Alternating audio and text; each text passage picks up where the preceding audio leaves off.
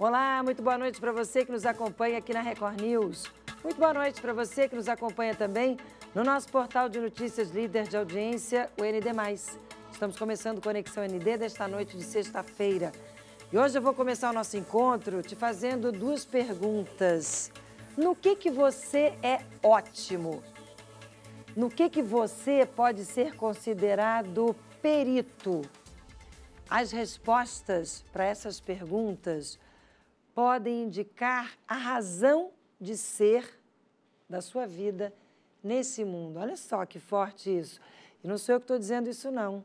Sabe quem é que fala isso? O Vitor de Almeida Moreira. Ele é engenheiro, ele é gestor de produtos, de projetos e agora ele é escritor. Ele acabou de lançar um livro, né, Vitor? Trazendo uma provocação para que a gente busque uma forma de viver cada vez melhor. Vitor de Almeida Moreira, que prazer ter você com a gente.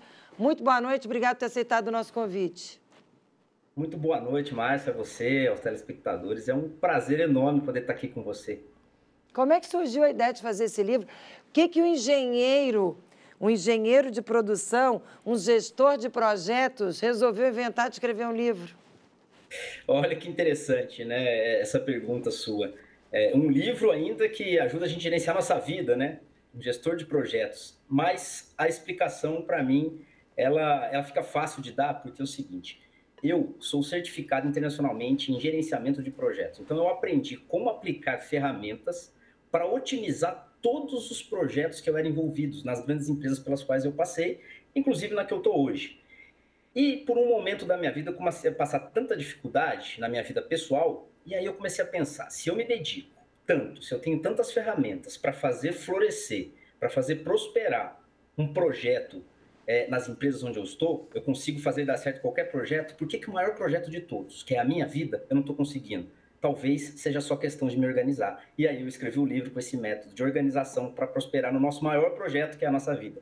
E eu achei interessante que você tem dois princípios essenciais: gerenciamento de perícia e comunicação e gerenciamento de circunstâncias. Ô, senhor engenheiro, dá para traduzir isso para quem nos acompanha? Perfeito. Todos os princípios que você vai ler dentro do livro têm esse início de gerenciamento. Então, eu parto já do princípio de que a nossa vida todas as áreas dela é gerenciável. O gerenciamento de perícia e comunicação, Márcia, é muito interessante, porque às vezes a gente tenta fortalecer aquilo que a gente é fraco. A gente aprende muito isso. Então, se eu sou fraco nisso, eu tento fortalecer aquilo. Só que eu tenho que entender que a minha atenção, o meu esforço, o meu tempo, ele é escasso. Eu não consigo ter tempo para melhorar tudo. Então, ao invés de fortalecer a minha fraqueza, eu identifico as minhas forças e aí eu vou para o gerenciamento de circunstância. Eu identifico onde eu sou perito e me posiciono no lugar onde a minha força ela vai ser muito valorizada. Você trouxe uma ideia e um exemplo no livro muito bacana sobre o jogador, o Messi. Queria que você dividisse com o nosso telespectador. Perfeito. Época de Copa do Mundo, vai ser um ótimo exemplo, inclusive, que quando eu escrevi o livro eu ainda não estava nessa época, mas hoje encaixa bem pelo seguinte. Vamos imaginar, Márcia, que a gente nós pegamos alguns críticos de vôlei e colocamos para eles criticarem e julgarem um jogo de vôlei que nós vamos fazer. E no meio desses jogadores de vôlei, todos profissionais, nós vamos colocar o Messi. E esses críticos não conhecem o Messi, não sabem quem é o Messi. E o Messi, naquele jogo de vôlei, vai começar a performar muito mal. Ele não tem altura para alcançar a rede, ele não tem as técnicas, as ferramentas, ele não tem a perícia para poder fazer o jogo de vôlei avançar. O que os críticos vão dizer dele naquele momento, nessa nossa imagem fictícia? Poxa, aquele rapaz pequenininho ali, ele é muito ruim. Aquele rapaz pequenininho ali, ele não está performando. Ele não deveria estar ali. Ele não vai ser um bom jogador. Mas, na verdade, a única coisa que está acontecendo nesse meu exemplo hipotético é que o Messi ele só está no jogo errado. Quando a gente posiciona ele no jogo certo, que é o futebol, lá ele se destaca. E aí, tem mais, né? Não basta estar no jogo certo. E isso é gerenciamento de circunstância. Eu identifico o jogo certo que eu tenho que estar e qual que é a minha posição correta. Imagina o Messi no gol, né? Acho que nós nunca teríamos ouvido falar dele, eu acho que ele nunca teria ganhado uma bola de ouro. Mas no ataque, com aqueles dribles curtos e a velocidade dele, ele não só estava no jogo certo, como ele se posicionou, aonde a força dele se torna hoje quase um superpoder. É muito bacana, porque isso tudo que você está falando é o assunto do primeiro capítulo, que é o autoconsciência, né? Saber quem é, se colocar no mundo. Mas antes da gente falar sobre isso, é claro, a minha produção está lembrando aqui, eu ainda não coloquei no ar a tela do livro, porque já deve ter gente em casa, né? Já não coloquei na tela ainda a capa do livro, perdão. E agora está aí, ó. Porque já deve ter gente em casa me falando, poxa, Márcia, você está falando do livro, está falando do autor, mas não colocou o livro. Tá aí, gente, produção, obrigada. Autoliderança antifrágil. Agora, é muito engraçado que tudo teu é muito engenheiro, né? Dá para traduzir esse título, por favor? E por que colocou autoliderança? O auto está entre parênteses. Tá sim.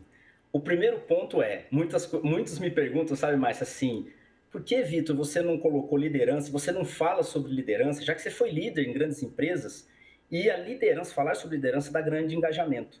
Só que ao longo da minha carreira eu fui percebendo o seguinte, eu só consegui me tornar um bom líder quando eu conseguia liderar a mim mesmo. Tem uma frase de Sócrates que ele diz assim, nenhum homem pode liderar outro se ele não aprender a liderar a si mesmo. Então eu aprendi que antes de ser um bom líder, a gente precisa se reestruturar e ser líder da nossa própria vida. Ninguém quer seguir quem não sabe para onde está indo. Então, quando eu sei para onde eu estou indo, quando eu me autolidero, então eu me torno automaticamente um bom líder. É por isso que é o alto na frente. E aí eu vou falar sobre o antifrágil. Por que antifrágil? Antifrágil, esse termo é um neologismo e é o título de um livro, tá, Márcio? Que é um livro de referência do meu. O Antifrágil é um livro do Nassim Taleb. E só para você entender, o Antifrágil ele teve que criar esse neologismo para representar uma característica que existe no mundo, mas a gente não tinha nome para isso. O contrário de frágil, a gente sempre entendeu que era robusto.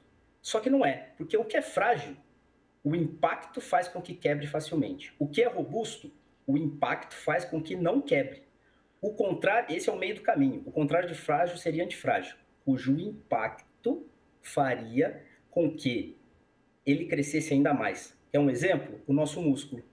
O nosso músculo é antifrágil, um sistema antifrágil. Se eu coloco ele num estresse, ele se danifica e quando ele volta ainda mais forte. Esse é o princípio, inclusive, dos fisiculturistas, de quem malha. Né? Sim.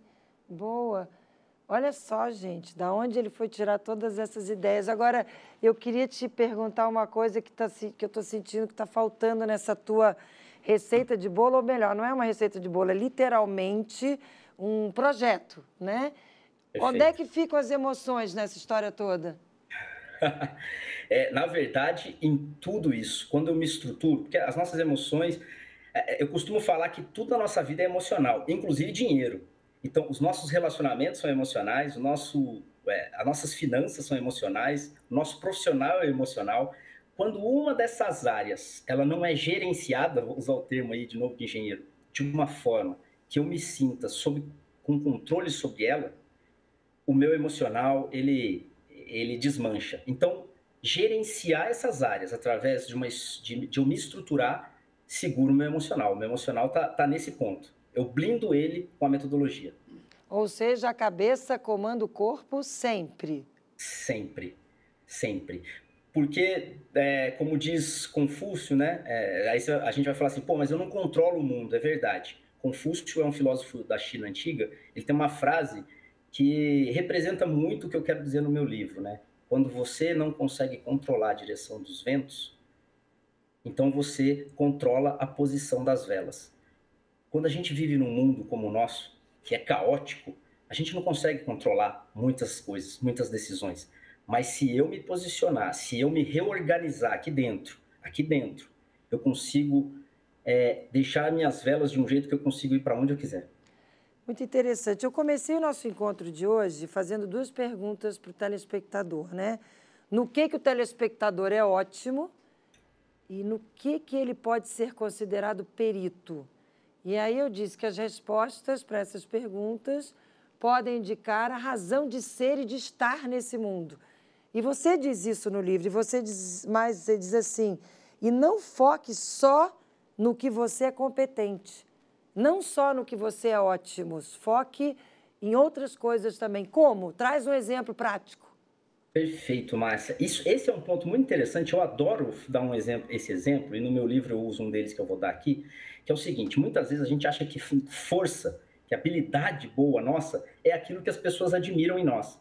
Mas nem sempre. Olha que interessante. Nem sempre o que as pessoas admiram em nós é força. Tem coisas que às vezes as pessoas não admiram em nós, às vezes não é aceito no local onde estamos, na circunstância onde estamos, mas se eu tivesse em outra circunstância seria uma força. O exemplo que eu vou te dar é do Winston Churchill.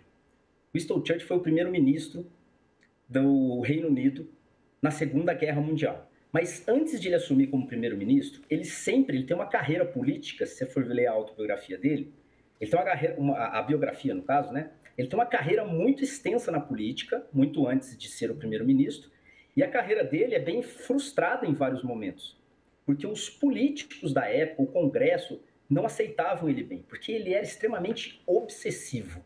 Olha para você ver, olhando de fora, as pessoas olhavam para ele e diziam que a obsessão dele era um defeito que nunca levaria ele a lugar nenhum como político. E ele era obsessivamente patriótico. Só que, na circunstância da guerra, quando a guerra eclodiu, quando Hitler assumiu, o adversário dele na época, Márcia, falava o seguinte, a campanha dele, do adversário dele: olha, Hitler só precisa sentar numa mesa e conversarmos com ele, é isso que ele precisa, e a guerra vai acabar. E a gente sabe hoje, olhando em retrocesso, que não era bem isso. Mas Winston Churchill enxergou isso. Sabe por quê? Por causa da obsessão patriótica dele. Ou seja, a obsessão dele na circunstância da guerra fez ele ser o único naquele momento que enxergou a ameaça que Hitler era. E ainda bem que ele ganhou, porque pela vitória dele, a gente venceu Hitler.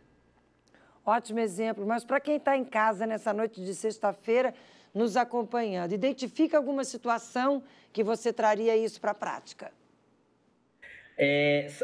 Eu, inclusive, um dos meus mentorados, eu fiz ele fazer esse reposicionamento, porque uma das coisas que ele era criticado, ele era um liderado numa empresa, era a questão de ele ser muito competitivo. E a competitividade dele, para tudo, era muito criticado no ambiente que ele estava, na área que ele estava. E aí, o que eu expliquei para ele? Falei, olha, ser competitivo não é ruim. Ser competitivo onde você está é que é ruim. Se você é competitivo, é algo natural seu, que tal você ir para aquela outra área, que era uma área onde a competitividade dava méritos para a pessoa? Ele conseguiu fazer essa transição, ele foi para essa área, hoje ele virou o líder daquela área. Que área que era? E que área que ele foi? Ele estava numa área de marketing e ele foi para uma área de finanças.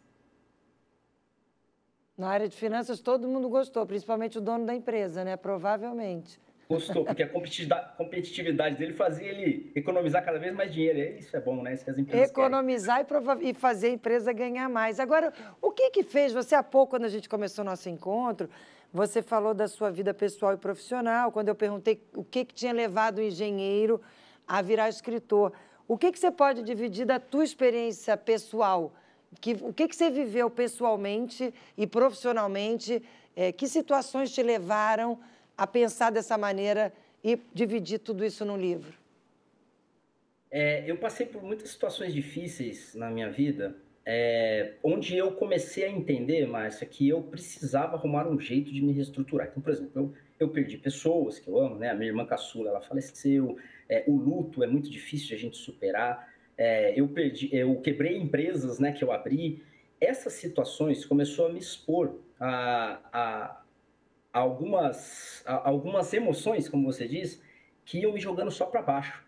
E aí eu pensei, não, quando um projeto sai do trilho, quando eu trabalhava com projeto, a gente não abandona o projeto, a gente não esquece daquilo. Sabe o que a gente faz? A gente replaneja, a gente reestrutura as bases iniciais. Então, eu falei, eu preciso criar uma metodologia para mim, onde eu preciso reestruturar minhas bases iniciais para que eu volte ainda mais forte, ou seja, antifrágil, quando a vida me pegar de surpresa. E aí, o que você fez?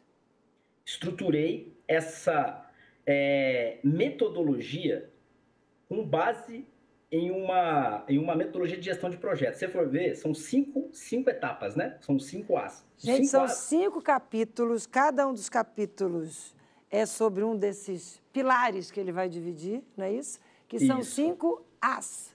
5 As, que eu chamo. Porque todos eles começam com alto, justamente porque é a questão o alto vem do latim autonomia, né? A gente tomar o controle sobre a nossa vida. Esses 5 As, ele não é coincidência que as fases de um gerenciamento de projetos tenham 5 fases, porque ele é um paralelo com as fases de gerenciamento de projetos. Então, quando eu falo dos 5 As, eu estou realmente tratando a nossa vida como um projeto.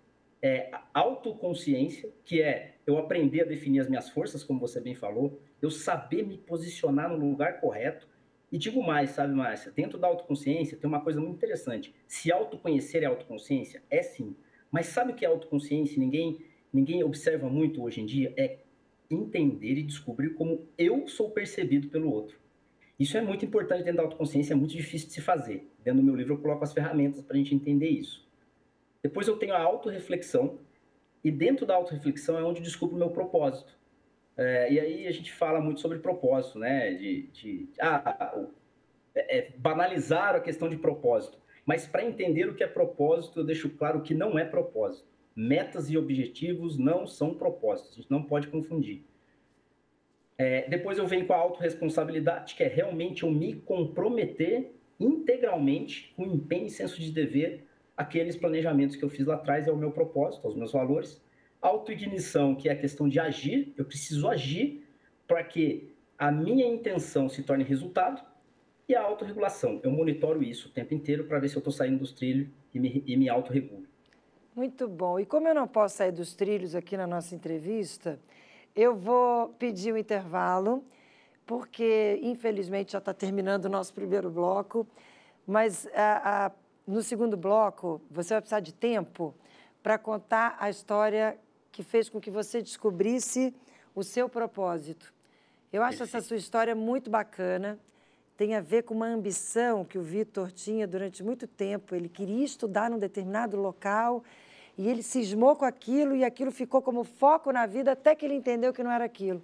E foi quando ele descobriu o propósito dele. Então, para ele ter bastante tempo para explicar isso melhor para a gente, eu vou te pedir, Vitor, que não saia daí não, vou pedir você, telespectador, que não saia daí não, porque a gente está indo rapidinho para o intervalo e na volta ele vai contar para a gente como é que ele encontrou o propósito dele e ele vai explicar melhor cada um desses 5 As, até porque eu quero que ele divida com a gente que ferramentas são essas para a gente se autoconhecer bem. Mas isso tudo é daqui a pouquinho, depois do intervalo. Não sai daí não, eu estou indo e volto já já. Vitor, até já.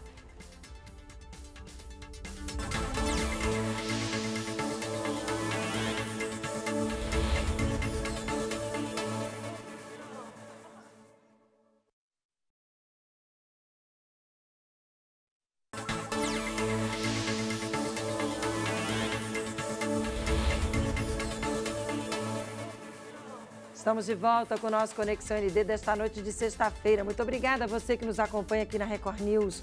Muito obrigada a você que nos acompanha também no nosso portal de notícias líder de audiência, o ND+. Nosso convidado de hoje é o Vitor de Almeida Moreira, gestor de projetos, engenheiro e escritor. Ô, Vitor, já vamos voltar a esse bloco falando da questão do propósito.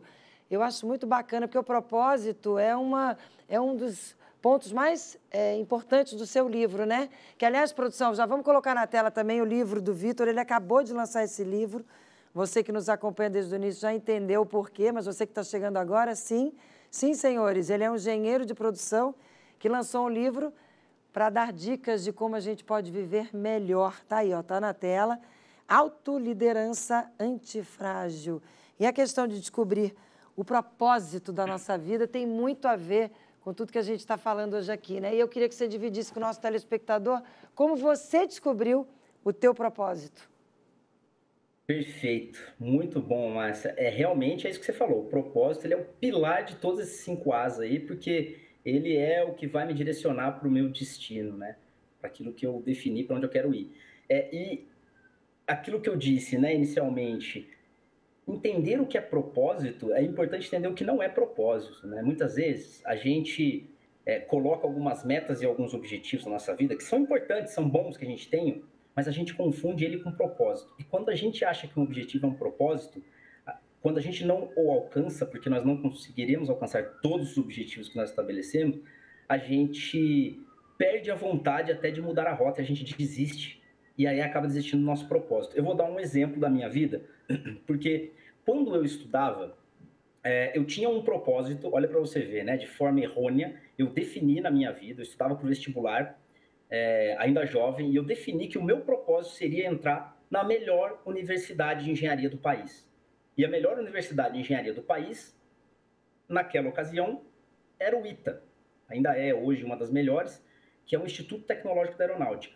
Então, eu coloquei isso como propósito de vida, olha para você ver. Então, eu vivia em função daquilo. Eu queria entrar no ITA. E eu não consegui. Eu falei por algumas vezes, eu não entrei no ITA. Quando eu não entrei no ITA, eu me frustrei. Eu me frustrei e falei assim, poxa, eu nunca vou conseguir atingir o propósito da minha vida.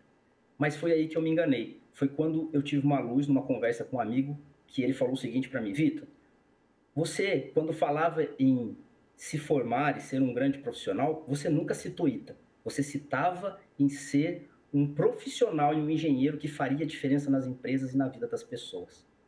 Foi então que eu tive esse estalo, Márcio. Eu falei, poxa, o meu propósito não era entrar no ITA. O meu propósito era ser um grande profissional, um engenheiro que impactasse as pessoas.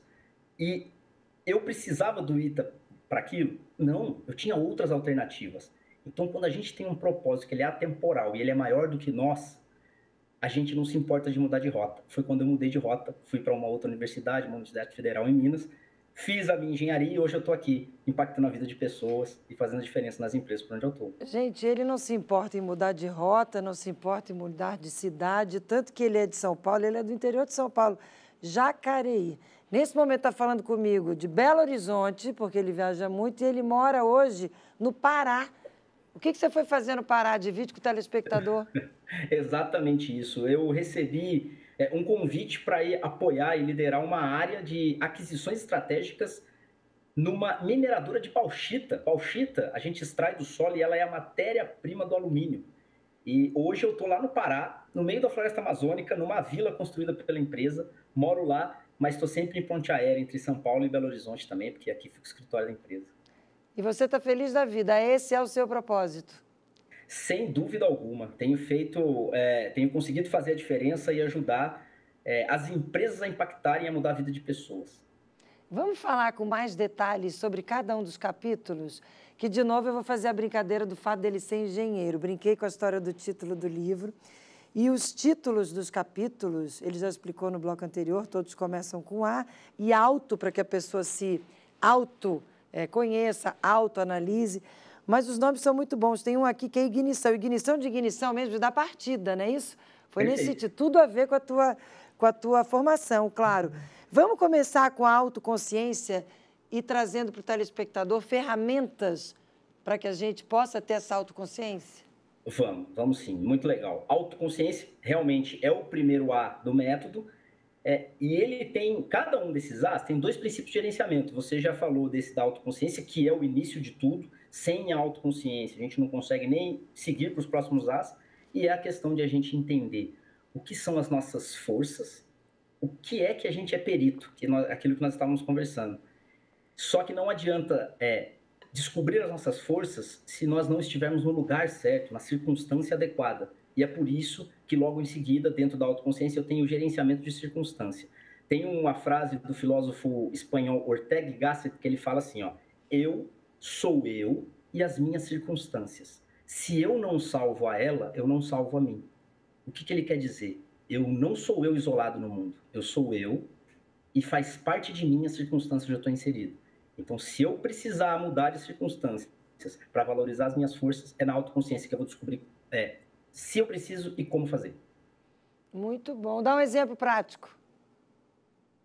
Olha, quando eu comecei a minha carreira, eu comecei como trainee de uma consultoria e os trainees, eles eram colocados em diversos projetos para ver quais que eles gostariam mais. Eu fui colocado num projeto, olha para você ver, Márcia, que era muito mais fácil de se fazer. Era um projeto que eu tinha que analisar contratos mesmo, eu era bom em analisar contratos, e eu tinha que, depois de analisar esses contratos, sair na planta das empresas e colar plaquinhas de metal, assim, onde eu marcava os patrimônios. Aquilo era um trabalho muito fácil de fazer. Era trabalhoso, mas era fácil. Só que eu não conseguia me dar bem. Por quê? Eu não gostava daquilo. Eu estava posicionado num lugar onde as pessoas se destacavam. Então, tinha pessoas que colavam não sei quantas plaquinhas, mas aquilo não me tirava aquele brilho no olhar. Então, eu não conseguia performar direito. Por quê? Eu descobri na faculdade que o que eu queria trabalhar era algo mais estratégico, gerenciamento de projetos, que é o que eu faço hoje. E aí, quando eu fiz esse job rotation e fui para uma outra área, onde eu fui alocado no meio do Pará pela primeira vez, onde ninguém queria ir, e eu fui colocado num projeto complexo, eu me saí muito bem. Porque a minha força, a minha perícia era em gerenciar projeto, não em colar as plaquinhas. E cada um tinha o seu lugar. E tinha muita gente colando plaquinha e fazendo sucesso. Ou seja, até hoje. Tinha muita gente que naquelas circunstâncias, naquele momento, naquele lugar, era perito. Era perito, se tornou perito, tão perito que hoje assumiu a liderança da área, vende essa questão de inventariar ativos hoje lá na empresa, cresceram nisso. Eu jamais teria crescido. E aí veio a questão de você se conhecer. Como a gente precisa se conhecer, né? Muito bacana isso que você está dividindo aqui com a gente. E aí a autorreflexão, que é o segundo capítulo? A autorreflexão é nela que a gente tenta descobrir o nosso propósito.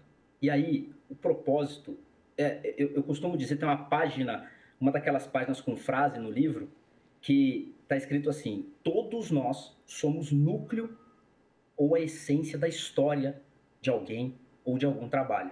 A gente precisa descobrir isso. O que a gente é núcleo? O que a gente precisa fazer para executar o nosso propósito?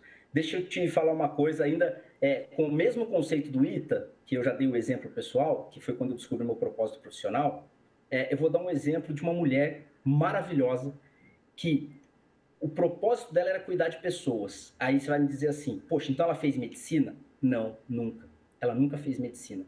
E ajudou mais médicos do que muitos que estão por aí.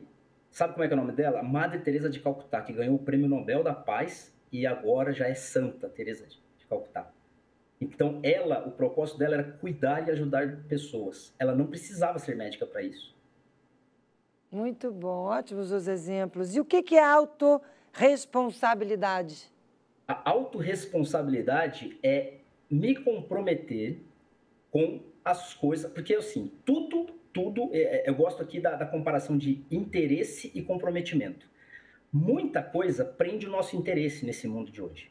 Eu tenho interesse em muitas coisas, mas a gente tem que tomar cuidado, que nem todo interesse vale o nosso comprometimento. Porque o nosso comprometimento com algo custa a nossa atenção. E a atenção é o ativo mais valioso que nós temos.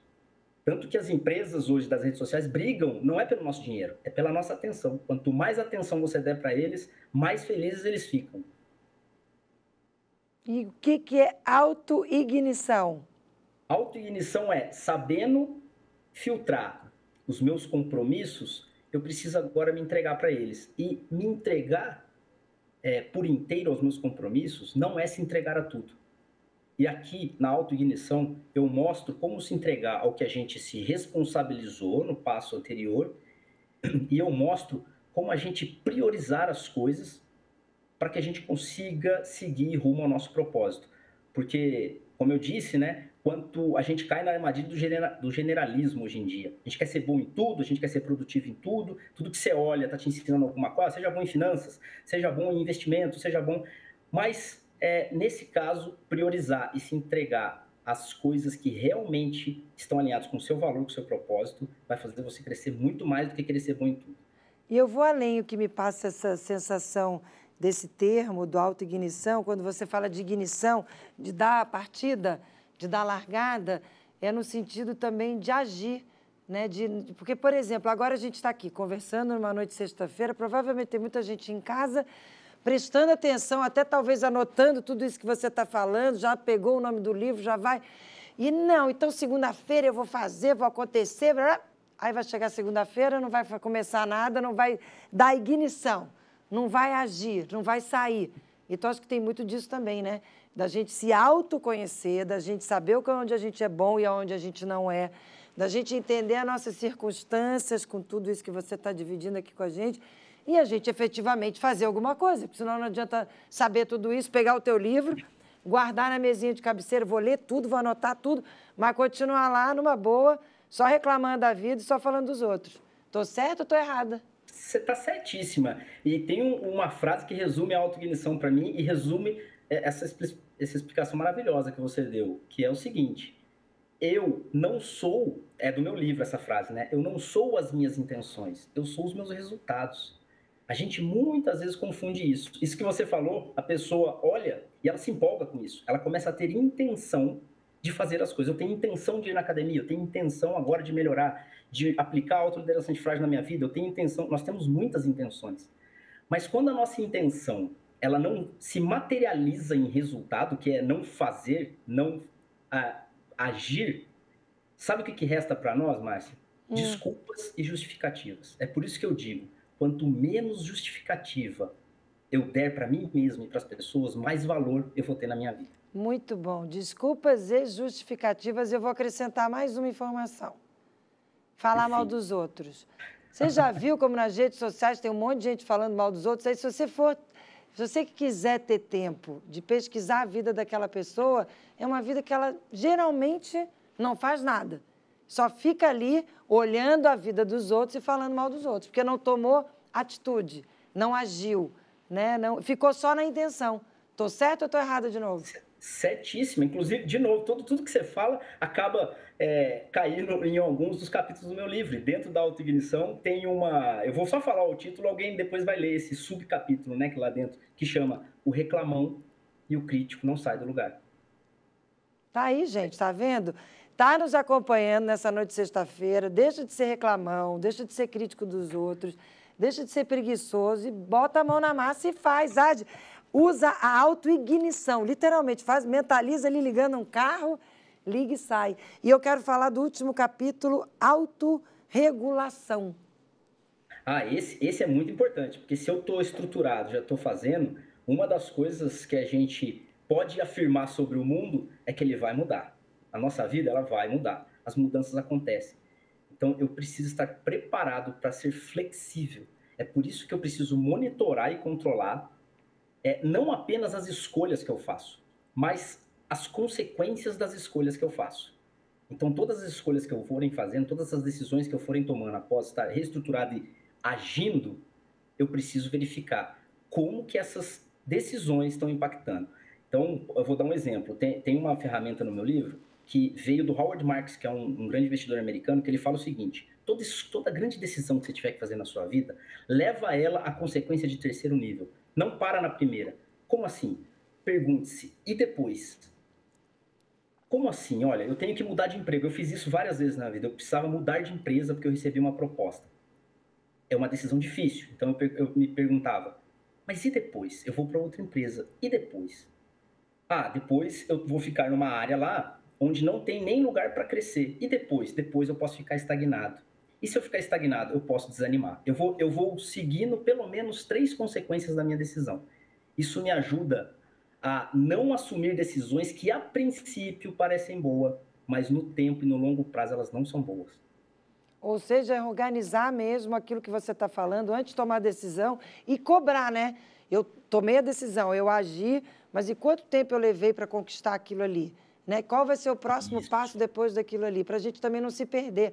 Eu vou entrar na atividade, vou fazer atividade física, mas você fica 10 anos falando que vai fazer atividade física. Você tem que botar um prazo também e saber o que vem depois daquela decisão. É mais ou menos isso? É exatamente isso. E quando você fala prazo, eu adoro, porque planejamento sem prazo não é planejamento, é lista de afazeres, mas não é planejamento.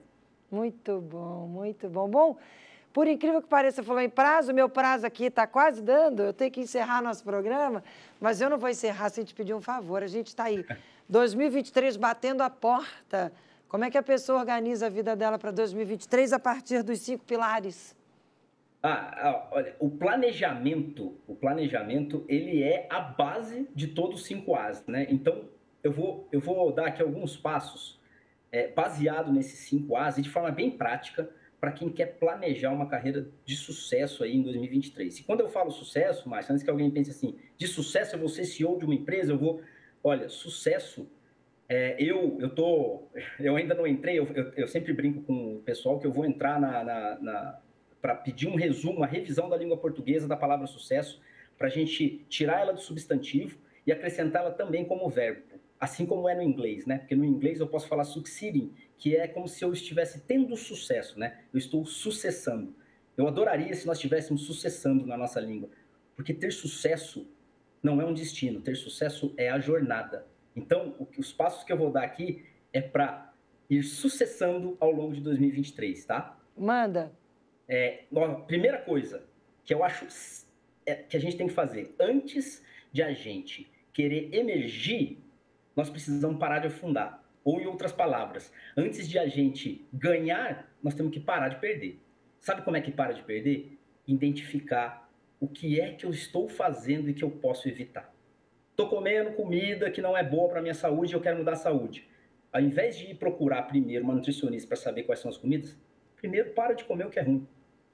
Parar de fazer o que é ruim é um grande avanço. Tá. Esse é o primeiro passo. Uhum. Outro passo, buscar se autoconhecer. Isso é essencial. Quando a gente se conhece, a gente tem nossas forças, nossos potenciais, e as forças ajudam a gente a se posicionar no lugar certo.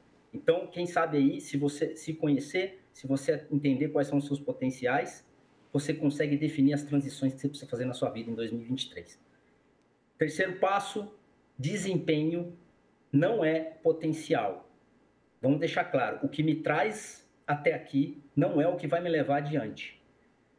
Se eu fui um bom engenheiro até aqui, para eu ser um bom líder, as habilidades que eu aprendi até aqui não vão me servir, eu preciso aprender novas. Aprenda novas coisas, se exponha a novos aprendizados. Uma pós, um novo curso, livros, leiam. Então, se expor. Quarto passo, defina um objetivo profissional. Defina o que eu quero para 2023. No final de 2023 eu quero estar como? Defina isso. Defina as etapas a serem percorridas para esse objetivo. Então, dividir etapa é dividir em atividades mensuráveis.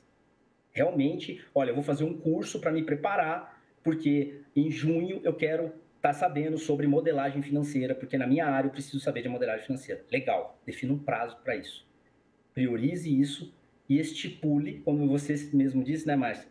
Prazos, porque sem prazo não há planejamento. Estipule os prazos para isso. E depois, por fim, meça isso. Veja se você está alcançando ou não, se você está conseguindo ou não. Acompanhe isso de verdade. Você vai ver que sim, em 2023 vai fazer uma grande diferença na sua vida. Que coisa boa! Vitor, muito obrigada. Super prazer receber você aqui. Obrigada por ter dividido todo esse conteúdo. Obrigada por você ter sido um engenheiro que ousou ser um escritor. Sucesso para você. Quem sabe você vem a Florianópolis lançar o livro e a gente te recebe aqui no nosso estúdio. Uma ótima noite para você. Até uma próxima oportunidade. Excelente. Uma ótima noite, Márcia. Obrigada, querido. Tá aí, gente. É assim que eu vou encerrando o nosso encontro de hoje, esperando que a gente tenha feito a diferença na sua vida. Aproveita a sexta-feira e um belo final de semana. Um beijo no coração e até a próxima.